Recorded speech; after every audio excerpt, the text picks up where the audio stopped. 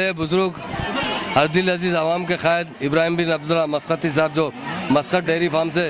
सारे तेलंगाना में मशहूर है, सारे हिंदुस्तान में मशहूर है, उनके साहिबजादे इरफान मस्कती साहब, अली मस्कती, मानन मस्कती, पूरे ब्रदर्स ने आज यहाँ पर गरीबों के लिए कपड़े और अनाज तकसीम किए हैं, जिसे मुझे और हमारे सियासत के एडिटर जाहिद अली खान साहब को मुद्दों किया है। मेरी जानिब से मुबारकबाद देता हूँ। जो वालिद साहब जो सिलसिला कायम रखे थे, उसे ये लोग भी कंटिन्यू कायम रखते हुए एक